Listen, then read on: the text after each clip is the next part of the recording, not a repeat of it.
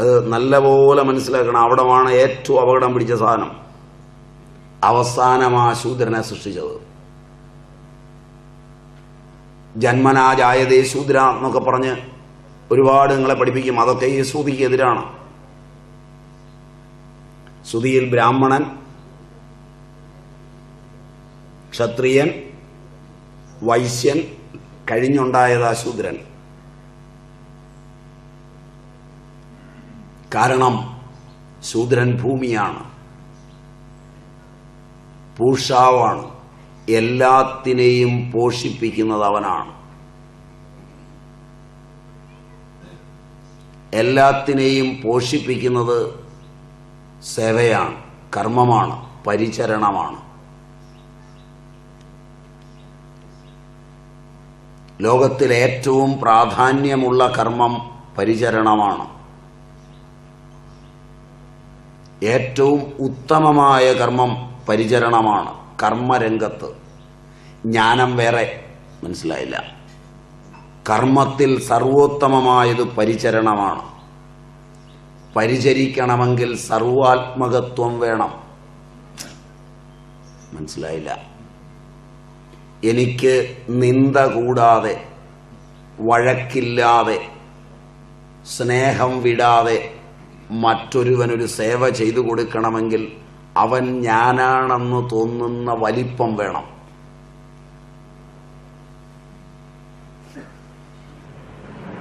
അതുകൊണ്ടാണ് പൂഷാവ്, പോഷിപ്പിക്കുന്നവൻ എന്ന് ശൂദ്രനെ വിളിച്ചിരിക്കുന്നത്, ബഹുമാനാദരങ്ങളോടെ.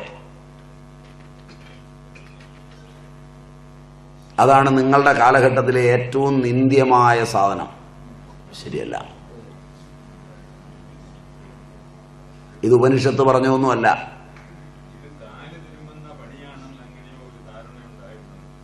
കാല് തിരുമാം, അവനാണ് ഞാനെന്ന് ഓർത്തോണ്ട്. ആരെയെങ്കിലും നിർബന്ധിച്ച് കാല് തിരിപ്പിക്കുന്നതോ ജന്മനാ ഉള്ളതോ അല്ല, മനസ്സിലായില്ല. അത് വേണം, അത് വേണം. ഇന്ന് അങ്ങനെ ഈ സാധനം ഒന്നും അവിടെ ഇല്ല. ഇന്നുള്ളത് നിങ്ങൾ വിവരമില്ലാത്ത കുറേ മനുഷ്യർ, നീ അതാണെന്ന് ഒരുത്തം പറയുന്നു, ഞാനതല്ല നീയാണതെന്ന് പറയുന്നു. ആ വഴക്കിന്റെ ലോകം. അതിനൊന്നും ഈ ശ്രുതിക്കോ ഉപനിഷത്തിനോ ഈ പഴയ ഗ്രന്ഥങ്ങൾക്കോ ഒന്നും ഒരു പങ്കുമില്ല. അത് നിങ്ങളുടെ കൊള്ളിക്കരുതാഴികളുടെ ലോകമാണ്. ഇതൊന്ന് വായിച്ചു നോക്കാൻ മെനക്കെട്ടിട്ടല്ല ഇവരാരും ഇത് പറഞ്ഞത്. ഒരു പ്രാവശ്യം ഒന്ന് വായിക്കാൻ. ഭൂമിയിലാണ് കാലുകൾ നിൽക്കുന്നത്. അതുകൊണ്ട് വിരാട് പുരുഷന്റെ പാദമാണ് ശൂദ്രൻ.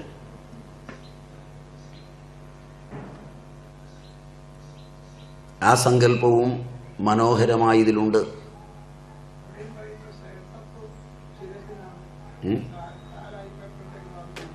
ശിരസിൽ നിന്നാണ് ഇതെല്ലാം ഉണ്ടായത്. ശിരസ് ഇതിൻ്റെ യോനിയാണ്. ശിരസാണ് ശരിക്ക് കാൽ. വിരാട് രൂപം ഊർധ്വമൂലവും അധശാഖവുമായ അശ്വത്ഥമാണ്, നാശമില്ലാത്തതാണ്. ആ വിരാട് സങ്കല്പത്തിൻ്റെ യോനി ആദ്യമായി പിതാവിൻ്റെ ബീജവും മാതാവിൻ്റെ അണ്ടവും ചേർന്നാൽ തലകീഴായ ഒരാളാണുണ്ടാകുന്നത്. ആദ്യം അതിൻ്റെ വേര്, മനസ്സിലായില്ലേ? വേരാണ് ആദ്യം തലയായി വരുന്നത്. അത് ഓരോ എക്ടോഡം, എൻഡോഡം, മിസോഡം ഒക്കെയായി വളർന്ന് വികസിച്ച് കൈയും കാലും ഒക്കെ വെച്ച് വരുമ്പോൾ ഈ തലയിൽ നിന്നാണ് അതെല്ലാം ഉണ്ടാകുന്നത്. അതിൽ നിന്നാണ് പിന്നെ വളരുന്നത്. പക്ഷേ സാധാരണ വൃക്ഷത്തിൻ്റെ വേട് താഴെയും തലമുകളിലുമാണ് നിൽക്കുന്നത്. ഇതങ്ങനെയല്ല. ഇത് താഴേയിലേക്ക് ഭൂമിയിലേക്ക് വന്നാൽ അതാ കുറേ സമയം എടുക്കുന്ന. ഭൂമിയിലേക്ക് വന്നാൽ ഇതിൻ്റെ തലമുകളിലും അല്ല, തല മോളിലും കാല് താഴെയുമാണ്. മറ്റത് തല താഴെയും കാല് മോളിലുമാണ് സാധാരണ വൃക്ഷം. പിടികിട്ടിയില്ല? അണ്ടി കുഴിച്ചിട്ടാൽ അതിനാദ്യം വേരാ വരുന്നത്, മനസ്സിലായില്ല? ആ വേരാണ് അതിന് ചോട്ടിലുറയ്ക്കുന്നത്, മനസ്സിലായി? പിന്നെയാണ് ഇത് തലപ്പായിട്ട് മുകളിലേക്ക് പോകുന്നത്. മനുഷ്യന്റെ ആദ്യം ഉണ്ടായ വേരി തലയാണ്, മനസ്സിലായി? അത് മുകളിലാണ് നിൽക്കുന്നത്. അതിന് പിന്നെ ഉണ്ടായ ശാഖകളായ കയ്യും കാലും എല്ലാം താഴെയാണ് നിൽക്കുന്നത്. അപ്പൊ ഇത് തലകീഴായ വൃക്ഷമാണ്. ആ ഉൽപ്പത്തി അനുസരിച്ച് ബ്രാഹ്മണൻ ഇതിന്റെ യോനിയാണ്. അതിൽ നിന്ന് ക്ഷത്രിയൻ, അതിൽ നിന്ന് വൈശ്യൻ, അതിൽ നിന്ന് ശൂദ്രൻ. അങ്ങനെ ഉണ്ടാകുമ്പോൾ ആ ഉൽപ്പത്തിയിൽ ഏറ്റവും യോനിയായിട്ടുള്ളത് ബ്രാഹ്മണനാണ്. അതിലാണ് ഇതെല്ലാം നിലനിൽക്കുന്നത്. ഇങ്ങനെ വിരാട് സങ്കല്പത്തെ പഠിക്കാതെ ബ്രാഹ്മണനൊരു പ്രത്യേക ജാതി, അവനുണ്ടാകുന്ന മകനും ബ്രാഹ്മണൻ, ക്ഷത്രിയൻ ഒരു ജാതി, അവനുണ്ടാകുന്നത് ക്ഷത്രിയൻ എന്ന മട്ടിൽ അവനവന്റെ ഇടങ്ങൾ ഉണ്ടാക്കിയതൊന്നും സൗദമായിട്ടല്ല. ക്ലിയർ? എല്ലാത്തിനും പ്രാധാന്യമുണ്ട്. ചിലതിന് തൊഴിലിൽ പ്രാധാന്യം കൊടുത്താൽ ശൂദ്രനാണ് സർവപ്രാധാന്യം. അവനാണ് ഇതിനെ മുഴുവൻ പോഷിപ്പിക്കുന്നത്. അവനില്ലെങ്കിൽ ഇതില്ല. യോനിക്ക് പ്രാധാന്യം കൊടുത്താൽ ബ്രാഹ്മണനാണ് പ്രാധാന്യം. അവനിൽ നിന്നാണ് ഉണ്ടായത്. മനസ്സിലായില്ല? ആ പ്രാധാന്യം ഓരോ അംശത്തിലാണ്. ഉത്തരവാദിത്വത്തിന് പ്രാധാന്യം കൊടുത്താൽ ക്ഷത്രിയനാണ് പ്രാധാന്യം. അവനില്ലെങ്കിൽ ഇതില്ല. ക്ഷത്രാത് പരം നാസ്തി. ഇതിനെ കൂട്ടി യോജിപ്പിക്കുന്നതിന് പ്രാധാന്യം കൊടുത്താൽ വൈശ്യനാണ് പ്രാധാന്യം. അവനില്ലെങ്കിൽ യോജിപ്പേയില്ല. പക്ഷെ ഇന്ന് വൈശ്യനാണ് എല്ലാത്തിനെയും തമ്മിൽ അടിപ്പിക്കുന്നത്. അതുകൊണ്ട് അവൻ വൈശ്യനല്ല.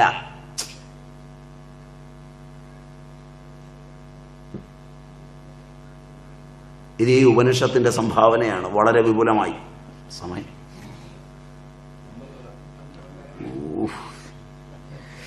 എങ്ങും എത്തുമെന്ന് തോന്നില്ല. ഇന്നലത്തതിനേക്കാൾ സ്പീഡ് കുറവാണ്. അപ്പോ ബ്രാഹ്മണൻ, ക്ഷത്രിയൻ, വൈശ്യൻ, ഇവ 4 വർണ്ണങ്ങൾ ബ്രഹ്മം ദേവന്മാരിൽ അഗ്നിരൂപത്തിലായി തീർന്നു. പിന്നെ മനുഷ്യരിൽ അഗ്നിദേവതാകന്മാരായ ബ്രാഹ്മണരായി. പിന്നീട് ഇന്ദ്രാദി ദേവതാധിഷ്ഠിതമായി ക്ഷത്രിയ ജാതിയായി, വസ്വാധിഷ്ഠിതമായി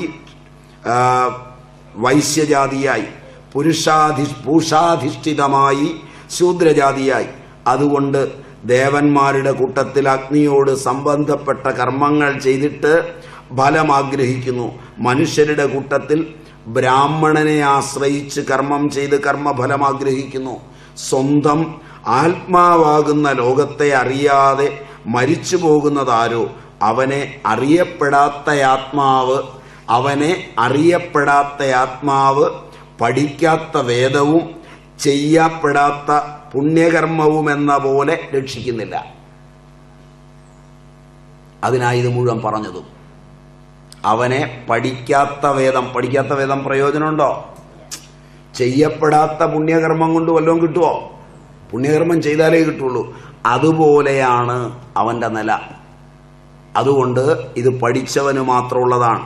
ചെയ്യപ്പെടാത്ത പുണ്യകർമ്മവും എന്ന പോലെ രക്ഷിക്കുന്നില്ല. ഇത് ഈ ഉപനിഷത്ത് ഏറ്റവും മർമ്മത്തിൽ സ്പർശിച്ചു പറയുന്ന കാര്യമാണ്. അങ്ങനെ ആത്മാവിനെ അറിയാത്തവൻ എത്ര വലിയ പുണ്യകർമ്മം ചെയ്താലും അത് അവസാനം ക്ഷയിക്കും.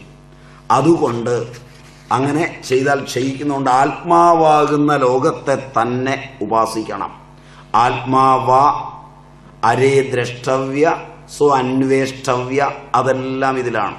ഈ ആത്മാവിൽ നിന്ന് തന്നെയാണ് അവൻ എന്തെല്ലാം ആഗ്രഹിക്കുന്നുവോ അതെല്ലാം സൃഷ്ടിക്കുന്നത്. അതുകൊണ്ട് ആത്മലോകങ്ങൾക്കാണ് ഏറ്റവും പ്രാധാന്യം. ആ അർത്ഥത്തിൽ ബ്രാഹ്മണനാണ് പ്രാധാന്യം, യോനിക്കാണ്. ഇനിയുള്ളത് സപ്താന്ന ബ്രാഹ്മണമാണ്. 7 വിധത്തിലുള്ള അന്നത്തെ പ്രതിപാദിക്കുന്നു ഈ ബ്രാഹ്മണത്തിൽ. അന്നങ്ങൾ 7 അതിനെ വർണ്ണിക്കുന്നതാണ്. 7 വിധം അന്നങ്ങളെ പ്രജാപതി സൃഷ്ടിച്ച് ഒന്നിനെ ജീവികൾക്ക് പൊതുവായി തീരുമാനിച്ചു. ഒരന്നം എല്ലാവർക്കും ഭക്ഷിക്കാൻ, അത് പൊതുവായി തീരുമാനിച്ചു. അത് സ്വന്തം ജീവിതം ദീർഘിപ്പിക്കുന്നതിന് വേണ്ടി മറ്റുള്ളവർക്ക് പങ്കിടാതെ ഭക്ഷിക്കുന്നവൻ പാപിയായിത്തീരുന്നുവെന്ന് നിയമവും എഴുതി. നമ്മൾ ആഹരിക്കുന്ന എണ്ണ ഉണ്ടല്ലോ, അത് കഴിക്കുമ്പോൾ രോഗം വരാതിരിക്കണമെങ്കിൽ ജീവിതം സന്തുഷ്ടമാകണമെങ്കിൽ അന്നം എല്ലാവർക്കുമായി പങ്കുവച്ചിട്ട് മാത്രമേ കഴിക്കാവൂ. ഇതാണ് പഴയ നിയമം. അമ്മയ്ക്ക്, അച്ഛന്, അതിഥിക്ക്, പരിചാരകർക്ക്, സേവകർക്ക്, കൂലിക്കാർക്ക് ഒക്കെ പങ്കുവച്ച് കഴിക്കാൻ അന്നമില്ലാതെ ജീവിച്ചതാ കേരളത്തിലെ സ്ത്രീകൾ. മനസ്സിലായില്ല? 60 വയസ്സിൽ കൂടുതലുള്ളവർ മുമ്പേ ഒന്ന് കൈപൊക്കിയിട്ടുണ്ട്. ഞാൻ പറയുന്നത് തെറ്റാണെങ്കിൽ അവിടുന്ന് ഒന്ന് കുത്തിന് പിടിക്കാം. ഏത് വീടെടുത്താലും മൺകലങ്ങളും മൺചട്ടികളും ഗ്ലാസ് ടംബ്ലറുകളും ആ വീട്ടിൽ. മെഴുകിയ തറയാണ്, പുകയുള്ള അടുപ്പാണ്, വിറക് മലകളിൽ നിന്നൊക്കെ വെട്ടിയും പെറുക്കിയും കൊണ്ടുവരണം, അത് ചെറുതാക്കണം, നനഞ്ഞ വിറക് ഊതി ഊതി കത്തിക്കണം, വെള്ളം ചുമന്നു കൊണ്ടുവരണം. വാഷിംഗ് മെഷീനും മിക്സിയും ഗ്രൈൻഡറും ഒന്നുമില്ല. ആ കാലങ്ങളിൽ ഈ പണി രാവിലെ തുടങ്ങണം. പുതുതായി വിവാഹം കഴിച്ചുകൊണ്ടെന്ന വീട്ടിൽ, അപരിചിതമായ വീട്ടിൽ കിടന്ന് ഈ പണിയെടുത്ത് 1 2 പെണ്ണുങ്ങൾ, കൊച്ചുകുഞ്ഞിന് കുറുക്ക്, മുതിർന്നതിന് സ്കൂളിൽ പോകാൻ ആഹാരം കൊടുത്തുവിടാൻ, ഇതൊക്കെ കൊടുത്ത് പണിയെടുത്ത് പണിക്കാർക്കും കൊടുത്ത് അതിഥിക്കും കൊടുത്ത് രാവിലെ നോക്കുമ്പോൾ ഇനിയൊന്നുമില്ല. അപ്പോൾ ഒരുത്തി മറ്റവളോട് പറയും, നമുക്ക് കഴിക്കാൻ വല്ലതും ഉണ്ടാക്കാൻ പോയാൽ ഉച്ചയാകുമ്പോൾ ഇപ്പം പണിക്കാർ കയറും, മണി 11:30 ഉച്ചയ്ക്ക് വെക്കുമ്പോൾ കഞ്ഞിവെള്ളം കുടിക്കാം ആദ്യം, ബാക്കി പണി തുടങ്ങാമെന്ന് പറയും. ചക്കയോ മാങ്ങയോ കൊണ്ടെന്ന് വേണം അരിയാൻ. അല്ല ഇന്നത്തെ പോലെ പച്ചക്കറി കടയിൽ അരിഞ്ഞത് തരുന്ന വർക്കീസും ഒന്നുമില്ല. മനസ്സിലായില്ല? താളും തകരയൊക്കെ പറിച്ച് ഇതുണ്ടാക്കി ഉച്ചയായപ്പോഴാണ് പ്രതീക്ഷിക്കാതെ ഭർത്താവിൻ്റെ സഹോദരിയും 2 പിള്ളേരും ആ പിത്തശൂല പിടിച്ചത് ഉൾപ്പെടെ 2 കൂടെ വന്നിരിക്കും. അതുകൊണ്ട് എല്ലാം വിളമ്പി എല്ലാവർക്കും കൊടുത്തു. ചിരിച്ച് കളിച്ച് സന്തുഷ്ടമായി കൊടുത്തു. വെറുപ്പില്ല, കഴിച്ചില്ല എന്നുള്ള ബോധമില്ല, കൊടുത്തു. ഇനി പണിയോട് പണി പിന്നെയും കിടക്കുകയാണ്. പട്ടിണി, രാവിലെ പട്ടിണി, ഉച്ചയ്ക്ക് പട്ടിണി. കൊണ്ടുപിടിച്ച് പണിതാലാണ് തുണിയെടുത്ത് നനയ്ക്കാൻ കൊണ്ടുപോകാൻ കിടക്കുന്നു, പാടത്ത് പോയി പുല്ല് വെട്ടിക്കൊണ്ടുവരാൻ കിടക്കുന്നു.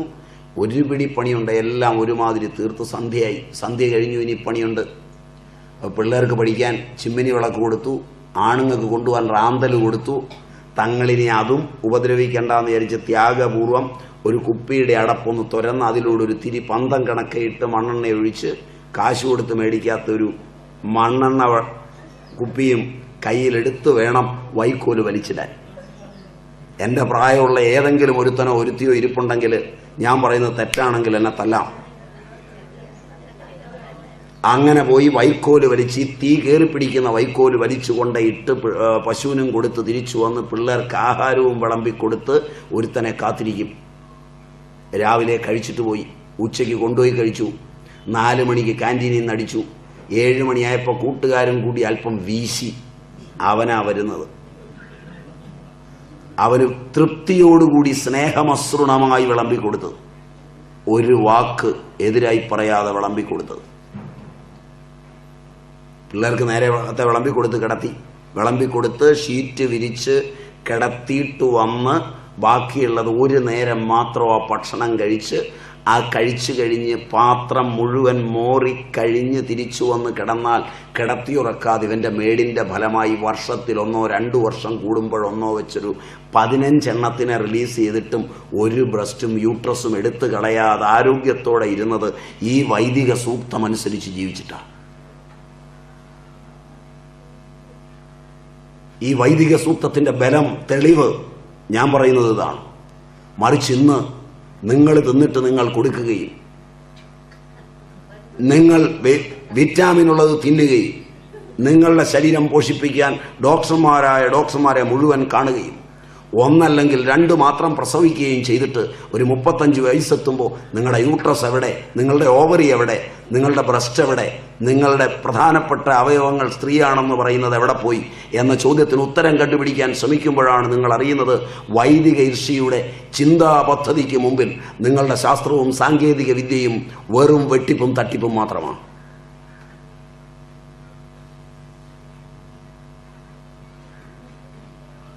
നിങ്ങളുടെ വൈകാരിക ക്ഷമതയ്ക്കനുസരിച്ചാണോ ഞാൻ പറഞ്ഞതെന്ന് എനിക്കറിയില്ല. പക്ഷെ നിങ്ങൾക്ക് ഇരുന്നിടത്തുനിന്ന് അനങ്ങാൻ പറ്റില്ല. ഈ ചരിത്രത്തിന്റെ നിയാമകത്വത്തിൽ നിന്ന് നിങ്ങളുടെ കുടുംബങ്ങൾക്ക് ഒരിക്കലും മാറി നിൽക്കാനാവില്ല. നിങ്ങൾ പുരോഗതിയും പഠിപ്പും പത്രാസും കാണിച്ചത് അത്രയും മൃത്യുവിലേക്കുള്ള ജൈത്രയാത്രയായിരുന്നു.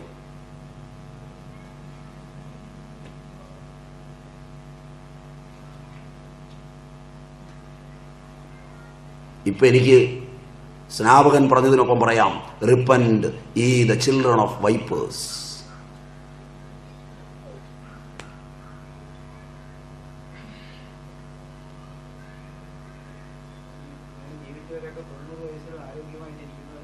ഇപ്പോഴും കൊണ്ട് കാണിക്കാം.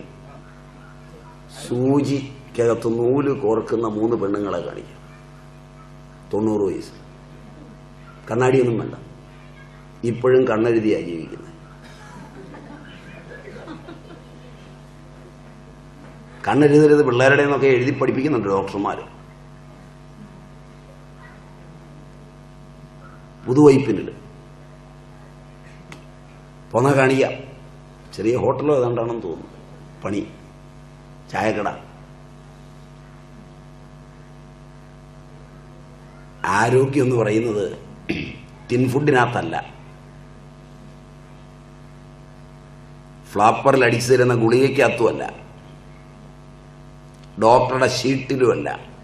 നിങ്ങളുടെ കാശിന് വേണ്ടി ഷീട്ടാക്കാം, ആരോഗ്യത്തിന് ഷീട്ടാക്കാനാവില്ല.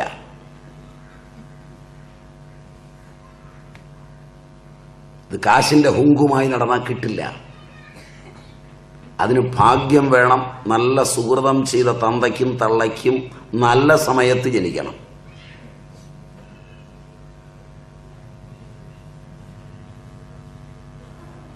അടി വരച്ചാ ഞാൻ പറഞ്ഞേ.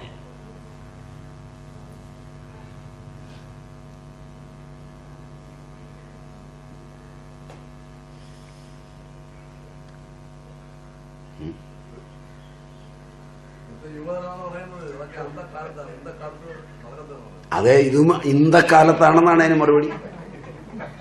ഇപ്പൊ പറഞ്ഞു നോക്കിയില്ലേ, അതും ഇന്തക്കാലത്താണ്, മറ്റതൊക്കെ അന്തക്കാലത്ത്.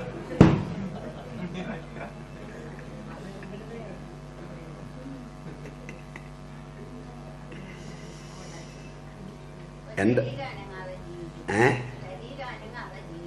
ഇപ്പൊ ജീവിച്ച് പലരും ഹോസ്പിറ്റലിലായി. കാരണം ഷെയർ മാർക്കറ്റൊക്കെ ഒന്ന് പൊളിഞ്ഞു. ഇപ്പൊ ബാംഗ്ലൂരും അവിടെ എവിടെയും ജോലി ചെയ്തവൻ വെടിച്ചില്ല് പോലെ വീട്ടിലെത്തിയിട്ടുണ്ട്. കപ്പയ്ക്ക് കിളയ്ക്കേണ്ടി വരും. വിപ്രോയൊക്കെ ശമ്പളം കൂടാതെയാ പറഞ്ഞു വിട്ടിരിക്കുന്നത്, 4 മാസത്തെ 5 മാസത്തെ. ഇനി എത്ര വരാനിരിക്കുന്നു? ഊഹക്കച്ചവടത്തിന് ധനത്തിന്റെ രംഗവേദികൾ കൈയടക്കാൻ കഴിഞ്ഞ ഒരു ലോകത്ത് ധനതത്വശാസ്ത്രം എന്താണെന്നറിയാത്ത ഒരു ലോകം വളർത്തിക്കൊണ്ടുവന്നിട്ട് അത് കുത്തനെ താഴോട്ട് വീഴുമ്പോ ആകാശം ഇടിഞ്ഞു വീഴുന്നു, ചുള്ളിക്കമ്പൊടിച്ചു എന്ന് പറഞ്ഞാൽ നിൽക്കുകയില്ല. കാണാൻ നമുക്ക് പൂരം, ജീവിച്ചിരിക്കുമെങ്കിൽ. ഇല്ല, ചിരിക്കാം, മര്യാദയ്ക്കാണ് ജീവിക്കുന്നതെങ്കിൽ. മനസ്സിലായില്ലേ? ഞാനിപ്പോ ഈ പറയുന്ന പോലെ പറയാം, ചിരിക്കാം. അവനവന്റെ മര്യാദയ്ക്ക് ജീവിച്ചാൽ ഓരോന്ന് കാണുമ്പോഴും പൊളഞ്ഞ് അങ്ങോട്ട് കയറിപ്പോകരുത്. എന്തെല്ലാം കൊണ്ടുവരുമ്പോഴും ആവശ്യമുള്ളത് സ്വീകരിച്ച് മര്യാദയ്ക്ക് ജീവിച്ച് പഠിക്കണം. നമ്മൾ മാത്രമായാൽ നമുക്ക് ആനന്ദിക്കാം. നമ്മൾ മാത്രമേ ഉള്ളൂ, നമ്മുടെ ജീവിതത്തിൽ നമ്മൾ മാത്രമേ ഉള്ളൂ. ഇത്രയും പറഞ്ഞിട്ട് മനസ്സിലായില്ല.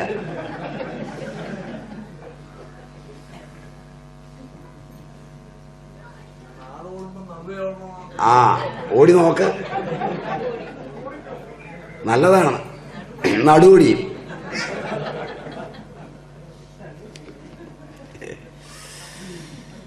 അപ്പൊ ഒരന്നത്തെ സൃഷ്ടിച്ചിട്ട് ആ അന്നം എല്ലാവർക്കുമായി ചെയ്തു. ദേവന്മാർക്ക് 2 അന്നം ദേവന്മാർക്കും 1 അന്നം പശുക്കൾക്കും ദാനം ചെയ്തു. പശുക്കൾക്ക് ദാനം ചെയ്തതാണ് പാലായിട്ട് രൂപാന്തരപ്പെട്ടത്. വാക്ക്, മനസ്സ്, പ്രാണൻ 3 അന്നമാണ് അത് പ്രജാപതി സ്വന്തമായിട്ട് കരുതി. ആ മൂന്നെണ്ണമാണ് പ്രപഞ്ചത്തിനെല്ലാം അടിസ്ഥാനമായ അന്നം. വാക്ക്, മനസ്സ്, പ്രാണൻ. ഇതാണ് ശരിയായ അന്നം. അത് പ്രജാപതിക്കുള്ള ഉപാസനയാണ്. യാതൊരുവൻ വാക്കിനെ മിതമായും മര്യാദാമസൃണമായും പ്രസന്നമധുരമായും ആഹൂതിയെ ചെയ്യുന്നുവോ അവൻ പ്രജാപതിയെ അറിഞ്ഞവനാകുന്നു. അതുകൊണ്ട് വിദ്യാഭ്യാസം കൊണ്ട് ആദ്യം സൂക്ഷിക്കേണ്ടത് വാക്കാണ്.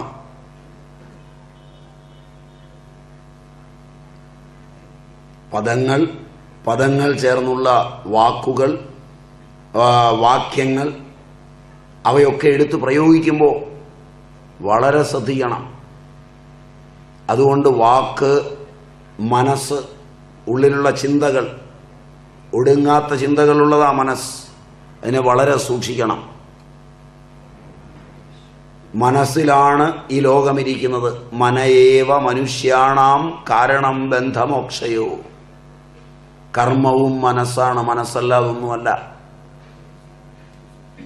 കർമ്മം ശരീരമല്ല, കർമ്മം മനസ്സാണ്. മഹർഷി വസിഷ്ഠൻ രാമനെ പഠിപ്പിക്കുമ്പോൾ പറഞ്ഞു കർമ്മം മനസ്സാണ്. രാമൻ സംശയത്തോടെ നോക്കി, ഉത്തരവും പറഞ്ഞു കൊടുത്തു മഹർഷി. മനഃകൃതകൃതം രാമ ന ശരീരകൃതം കൃതം. മനസ്സുകൊണ്ട് ചെയ്യുന്നതേ കർമ്മമാവൂ, ശരീരം കൊണ്ടുള്ളത് കർമ്മമല്ല. സംശയാലുവായി രാമൻ പിന്നെയും നോക്കിയപ്പോൾ പറഞ്ഞു ഏനൈ വാലിംഗ്യതേ ജായ തേനൈ വാലിംഗ്യതേ സുത. രാമ, ആ ഗൃഹസ്ഥൻ തൻ്റെ ഭാര്യയെ ആലിംഗനം ചെയ്യുന്നു, മകളെ ആലിംഗനം ചെയ്യുന്നു. രണ്ടാലിംഗനത്തിലും പുരുഷൻ സ്ത്രീയെ ആലിംഗനം ചെയ്യുന്നു. കർമ്മം ഒന്നല്ലല്ലോ. മനസ്സിലായില്ല? അല്ല, കർമ്മം ഒന്നല്ല. കർമ്മം ഒന്നായാൽ പിന്നെ നിങ്ങൾക്ക് എന്ത് സംസ്കാരമായിരിക്കും. ഇപ്പൊ പത്രത്തിൽ ചിലയിടത്തൊക്കെ വന്നു തുടങ്ങിയിട്ടുണ്ട്, രണ്ട് കർമ്മം ഒന്നായി തുടങ്ങിയിട്ടുണ്ടെന്ന്. കർമ്മം എന്ന് പറയുന്നത് ആ ഭാവമാണ്, അല്ലാത്തത് എന്ത് കർമ്മം? ഭാവം എന്ന് പറയുന്നത് ആ കർമ്മം, അല്ലാതെ എന്ത് കർമ്മം?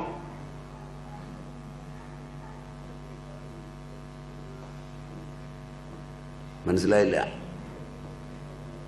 അതുകൊണ്ടത് വളരെ പ്രത്യേകമാണ്. ഇപ്പോ വാക്ക്, മനസ്സ്, പ്രാണൻ മൂന്നും പ്രജാപതിയായിട്ടും കരുതി.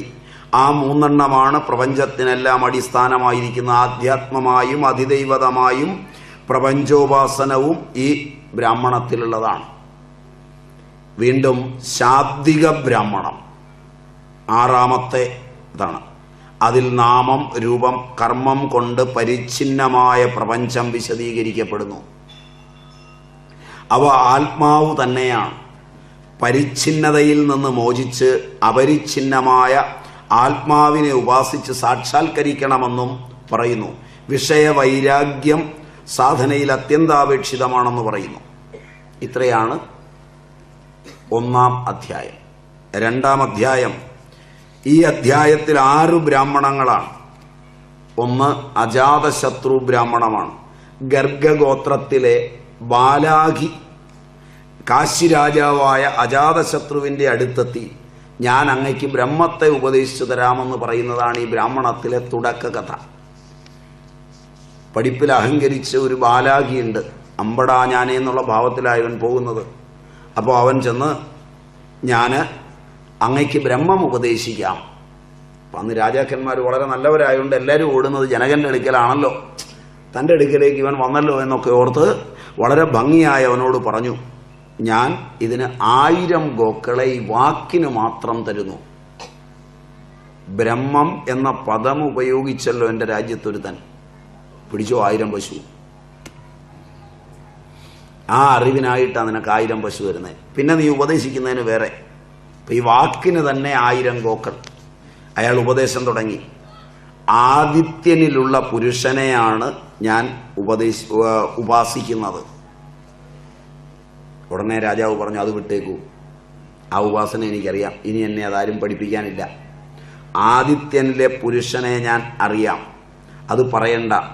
എല്ലാ ഭൂതങ്ങളുടെയും ഉപരിഭാഗത്ത് നിൽക്കുന്നവനും എല്ലാത്തിൻ്റെയും ശിരസ്സെന്നു പറയാവുന്നവനും പ്രകാശമാനനുമായ ആദിത്യ പുരുഷനെ എനിക്കറിയാം, അത് ബ്രഹ്മമല്ല. അതുകൊണ്ട് നീ ബ്രഹ്മത്തെ അറിഞ്ഞു എന്ന് പറയാനാവില്ല. അതുകൊണ്ട് നീ അത് വിട്, എന്നിട്ട് നീ മറ്റു വല്ലതും പറ. ഗാർഗ്യൻ പറഞ്ഞു, ചന്ദ്രനിലുള്ള പുരുഷനെയാണ് ഞാൻ ഉപാസിക്കുന്നത്. അപ്പോഴും പറഞ്ഞു, അതെനിക്കറിയാം, വിട്ടേക്ക്. മിന്നലിലുള്ള പുരുഷനെയാണ്, അതും എനിക്കറിയാം, വിട്ടേക്കൂ. ആകാശത്തിലുള്ള പുരുഷൻ, വിട്ടേക്കൂ. ഇങ്ങനെ ഓരോന്ന് പറഞ്ഞപ്പോഴും രാജാവ് പറഞ്ഞു, എല്ലാറ്റിൻ്റെയും അധിഷ്ഠാതൃ ദേവതകളെ പറഞ്ഞു നോക്കി. അതും അജാതശത്രു ബ്രഹ്മമെന്ന് സമ്മതിച്ചില്ല. ദർപ്പണത്തിൽ കാണുന്ന പ്രതിബിംബവും മുമ്പോട്ടു പോകുന്നവന്റെ പിമ്പേ പോകുന്നവന്റെ പദവിന്യാസ ശബ്ദത്തിലെ പുരുഷനെയും പറഞ്ഞു നോക്കി. എത്ര സൂക്ഷ്മമായിരിക്കണം നോക്കുക ഉപാസനയുടെ രീതി. മുമ്പേ ഗമിക്കുന്നവന്റെ പിമ്പേ ഗമിക്കുന്നവന്റെ പദവിന്യാസ ശബ്ദത്തിലെ പുരുഷൻ, അതുവരെ ഉപാസനയിൽ പറഞ്ഞു നോക്കി. അതും എനിക്കറിയാവുന്നത്. അതൊക്കെ ഉപാസിച്ച് പൂർണ്ണനായിരിക്കുന്നത്. അതുകൊണ്ട് എവിടെ അനങ്ങിയാലും എൻ്റെ ചെവിയിൽ കിട്ടും. ശബ്ദോപാസന എന്ന് പറയുന്നത് വളരെ വലുതാണ്. അതിലൊക്കെ ഉപാസിക്കാൻ പോയാൽ ചിലത് വട്ടാവും.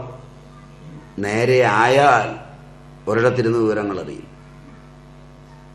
ചിലത് വട്ടാവും. ചെവിക്കാതിരുന്ന് പറയുന്ന പോലൊക്കെ തോന്നും കുറെ കഴിയുമ്പോൾ. അങ്ങനെ തോന്നിക്കഴിഞ്ഞാൽ കുറെ ബ്രെയിൻ സെല്ല് പോവും. ബ്രെയിൻ സെല്ല് പോയാൽ സ്കീസ്ട്രോഫീനിയാവും. മനസ്സിലായില്ല. അപ്പോഴാണ് അവരെന്നെ കുറ്റം പറയുകയാണെന്ന് തോന്നുക. നടന്നു പോകുമ്പോൾ മറ്റുള്ളവർ പറയുന്നതൊക്കെ ഇങ്ങനെ കേട്ടതായിട്ട് തോന്നുക, അത്ഭുതം ഉണ്ടെന്ന് തോന്നുക. അതുകൊണ്ട് ഇത് സ്കീസ്ട്രോഫീനിയാണോ ഇത് മറ്റവനാണോ എന്ന് തിരിച്ചറിയാൻ വലിയ പാടാണ്. ചിലപ്പോൾ സ്കീസ്ട്രോഫീനിയ അങ്ങ് ലോകങ്ങളിലെത്തും. കാരണം 100 പേര് കൂടിയാൽ അതും ഒരവസ്ഥയായിട്ടങ്ങ് മാറും. പാരനോയിയ, സ്കീസ്ട്രോഫീനിയ, അതിൻ്റെ വഴി മനസ്സിൻ്റെതൊന്ന്, ഇപ്പുറത്തതിന് നേരെ അപ്പുറത്തുള്ള വഴി വേറൊന്ന്. രണ്ടും കണ്ടു കഴിഞ്ഞാൽ തിരിച്ചറിയാനാവാത്ത വിധം കിടക്കും. അതുകൊണ്ട് വളരെ സൂക്ഷിച്ചു പോകേണ്ട ലോകങ്ങളാണ്. അതുകൊണ്ട് അതുവരെ പറഞ്ഞു. അധിഷ്ഠാതൃ ദേവതകളെ പറ്റി പറഞ്ഞു, നിഴലിനെ പറ്റി പറഞ്ഞു. ബാലാകി ബ്രഹ്മമാക്കാൻ നോക്കിയതൊന്നും സമ്മതിച്ചില്ല. നമ്മുടെ അടുക്കലാണ് ഈ നമ്പരൊക്കെ മതി, കഷ്ടിച്ച് രക്ഷപ്പെടാം. ഒരു നേരത്തെ കഞ്ഞിക്കെങ്കിലും വക കിട്ടും.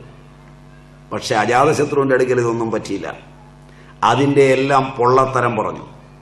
ഈ ശരീരത്തിലുള്ള പുരുഷന്റെ കാര്യം പറഞ്ഞതും വിഷയങ്ങളെ അനുഭവിക്കുന്നവനും കർമ്മം ചെയ്യുന്നവനുമായ ആത്മാവ് ബ്രഹ്മമെന്നായി അജാതശത്രു. എന്നിട്ടാണ് രാജാവ് ചോദിച്ചു, ഇത്ര മാത്രമേ അറിയൂ നിങ്ങൾക്ക്, അതുകൊണ്ട് താങ്കൾ ബ്രഹ്മത്തെ അറിഞ്ഞിട്ടില്ല. ഇനി ഞാൻ പറഞ്ഞു തരാം. പക്ഷെ ഇത് വിലോമമാണ്. അങ്ങ് ബ്രാഹ്മണൻ, ഞാൻ ക്ഷത്രിയൻ. അങ്ങയെ ഞാൻ പഠിപ്പിക്കുന്നു. ഇത്തരം ഒരുപാട് രംഗങ്ങളുണ്ട്. കഴിഞ്ഞ ക്ലാസ്സിൽ നമ്മൾ കണ്ടു. ശാസ്ത്രത്തിൽ ഒരു പിടി രംഗങ്ങളുണ്ട്. ഇത് ബ്രാഹ്മണൻ ക്ഷത്രിയന്റെ അടുത്തെത്തി ചോദിക്കലാണ്. പറഞ്ഞു തരാം. രണ്ടുപേരൂടെ നടന്നു ചെന്നു. ഉറങ്ങിക്കിടക്കുന്ന ഒരുവനെ വിളിച്ചു. നല്ല തടിയനാണ്. വലിയവനേ എന്ന് വിളിച്ചു. തടിയുള്ളവനെ അങ്ങനെയാണല്ലോ വിളിക്കണ്ടേ. ഉണർന്നില്ല. നല്ല വെള്ള നിറമാണുള്ളത്, അത് വിളിച്ചു. ഉണർന്നില്ല. വെള്ളമുണ്ട ഉടുത്തിരിക്കുന്നത്, അത് വിളിച്ചു. പാണ്ഡര